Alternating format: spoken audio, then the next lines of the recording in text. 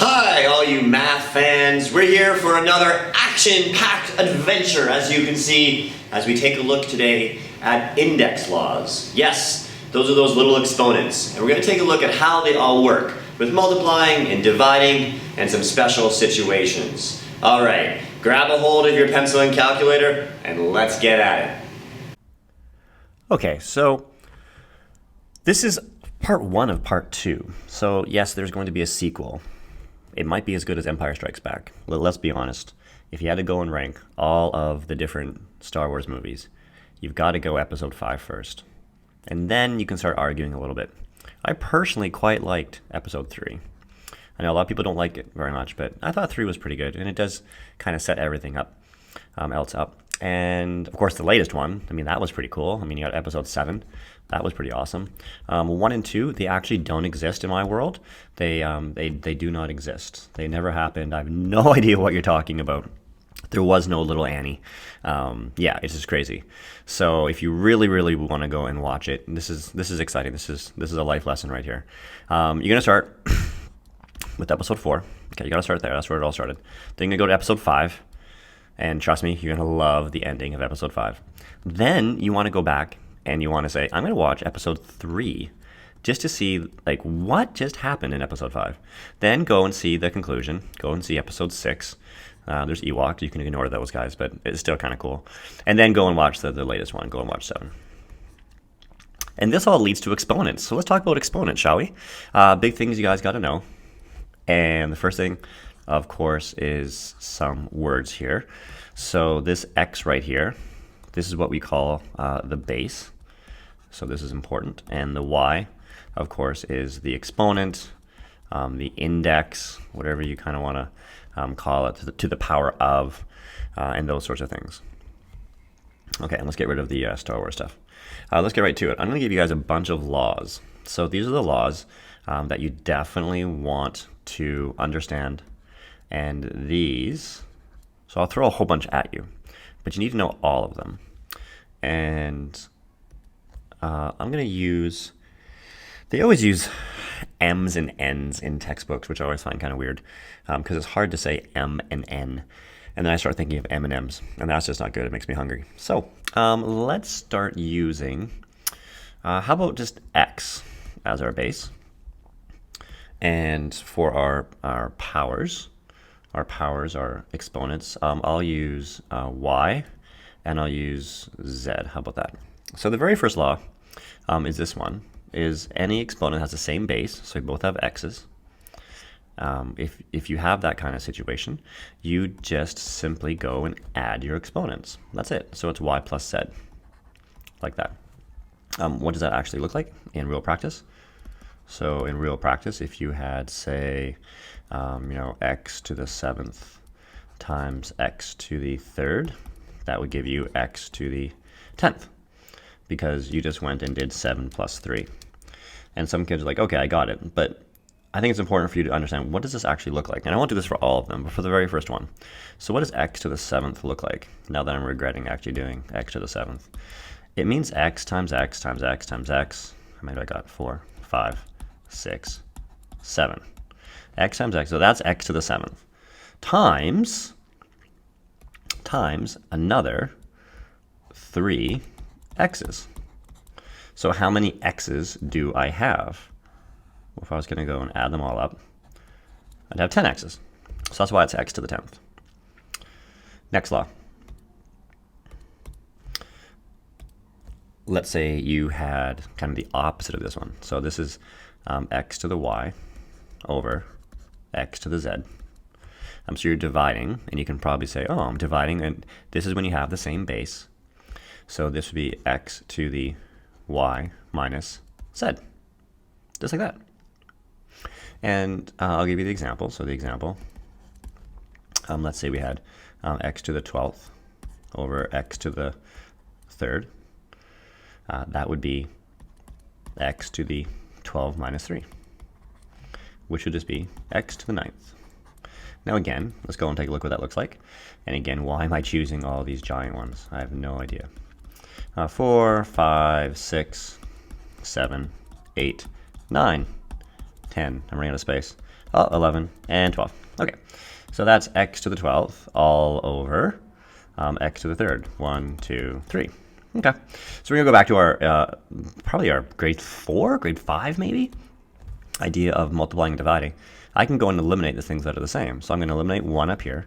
That means I can eliminate that one there. I can eliminate this one. I can eliminate that one. Now I can eliminate this one. And I can eliminate, oh my gosh, they're all gone. So what's left? 9 x's. So that's why it's x to the 9th.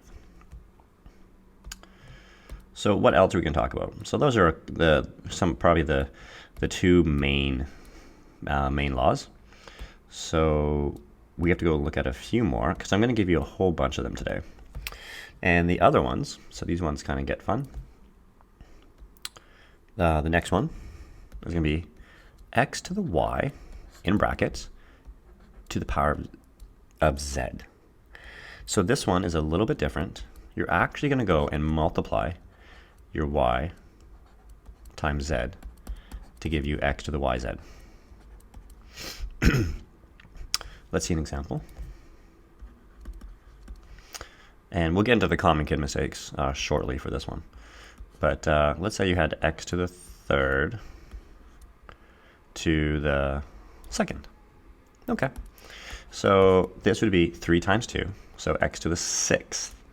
Now some kids might be thinking about the other rule when you're multiplying, when you add the exponents. And they would say this is 5. No, this is 6. So 3 times 2 is going to give you 6. Why is that? I chose good numbers this time. What this looks like, this is x to the third. I think you can understand that, right? X to the third, that's x to the third, times itself. So you have to do it twice. So x times x times x. I'm doing that twice. So how many x's are there in total? There are 6 x's. So that's why you have to go and multiply that one. We have another one where you have the same exponent but different bases. So I'm going to use x to the y over w is going to play in this, to the y. So this is going to be a really neat one because you have the same exponents but different bases. So you can go and write this as x over w to the power of y. Now this is really, really cool. Why? Because of the inverse. So let's go and do the opposite. So let's go to Bizarro World and do the opposite. Let's say I gave you the question like this. Let's say I said 4 over 5, so 4/5 to the power of 2. Well, if you take a look at the opposite of this one, this y, this exponent, goes against the top and the bottom, the numerator and the denominator. So this one, this would lead to 4 squared over 5 squared. A lot of kids forget to go and square the bottom. They forget about it, but you won't. I know you won't. You won't let me down. So it's 16 over 25. Another example, because you're like, well, that's interesting, Mr. Douglas. Let's say you had like x over 7 to the third. Okay, so let's say you had to go and do that one. So you're gonna cube both now. So you get x to the third over 7 to the third. 7 to the third is a crazy number. Yeah, I could probably try and do that in my head, but it's gonna hurt a lot. Is it 343? Was that 343? Did I just do that in my head? That was pretty cool. I think it is. I should check. What's 49 times 7? Let's see, that's 63. See, even I need to go and do this. I don't have a calculator right now. And, oh my gosh, it was 343. I must be a math teacher. So those are the basic rules. And we're going to go and see some examples now. So let's see some more examples. So those are all the rules. So let's throw some different examples. And I've got a slew of examples that we could kind of go through. So let's just start here. Let's start here. And what color do we got? Let's go back to yellow. And the first example would be, say you had 3 to the 6th over 3 to the 4th. So you have the same base and you're dividing. So that would be 3 to the 6 minus 4 which would be 3 to the second, which is simply 9. Let's say you had, what else could you do? Let's say we went to this one. Let's say we had 2 to the power of 3 over 7 to the power of 3. So we have different bases, but we have the same exponent. So you could go and rewrite that as 2 over 7 to the power of 3, just like that. So that would be kind of a nice little way to be looking at that one. And let's go and do another one. So go back to the very, very basics. I changed my colors. Say you had 3 to the power of 4 times 5 to the power of 4. So what would that look like? That would be 15 to the power of 4. So I'll go and multiply that. Now, would you go and actually do 15 to the power of 4? Would we actually expect you to go and do that, or leave it like this? I would leave it like that because it's a giant number. And that is such a big number, and you don't want to be bothering with that kind of a thing. Unless you had a calculator, which for the most part, you don't have calculators usually for this kind of a unit. So do be realizing that. And there you go. So there's some of the exponent laws. You have to go and practice these ones. They're actually pretty fun to do. And now we'll kick it into some challenge work. So the action continues in the challenge section, where we're going to be looking at,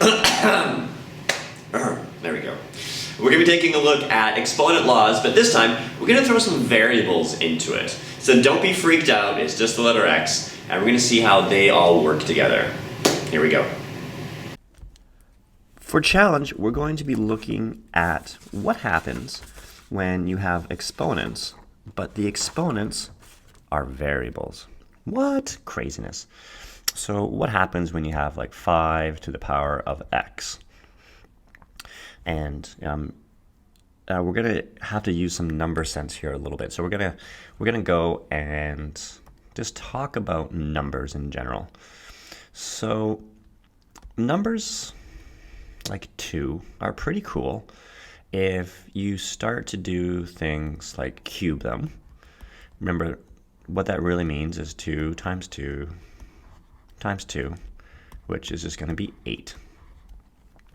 And let's say you had, I don't know, 16. Well, 16 is pretty neat too, isn't it? It's a neat number.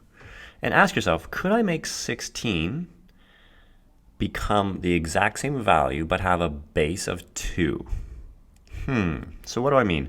I mean, can I make 16 be 2 to the power of something and have it be equal, just like that? Could you do that? Well, if you're kind of, you're pretty good with maybe some of your number sense. If you had 2 times 2 times 2, what's that?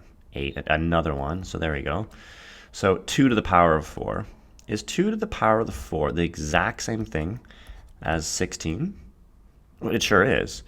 So my question is, does it matter if you write 16 or if you wrote 2 to the power of 4? Like in reality, would it make a difference? No, not really. So we're going to use the magic of this kind of idea to deal with questions that have exponents have variables in your exponent part. So that's what we're going to kind of go and look at right now. It's best to try and show these with examples. So let's go and start with, maybe one using 16. So here we go. 16 to the power of x is equal to 4 to the power of 20. Okay. So your idea here, this is what you got to be thinking. So if you're the little bear, right? There's my little bear, and he's thinking about honey. He's like, honey. But he's also thinking, I want the same base. And if I can get the same base, I'm going to get a jar of honey. Okay, so that's the motivation for the bear. There's the honey's dripping down, and honey. And honey jars always have like the word honey on them, it seems. Sticky situation it is. Okay, so how can we go do it? Well, number sense says, if I see 16s and 4s, I'm thinking, can I make the bigger number become the smaller number. That's the very first thing I always think of. Look at the bigger one, and can you make this the base 4? So could you say 4 to the power of something becomes 16? And if that doesn't work, then you have to start looking at both numbers and changing both of them. But lucky for us, we know that 16 can be expressed with a base of 4. So I'm going to go and make this become 4 squared. Is 4 squared 16? It sure is. So I'm just going to replace, all I've done is just change 16 to become 4 squared. I'm using brackets for a reason. And then I'm going to have the x on the outside. So all I've done is literally just change this 16 to be a 4 squared and I still have the x. And of course over here, I'm going to have 4 to the power of 20. Okay. That wasn't too bad. Now let's go back to our exponent laws.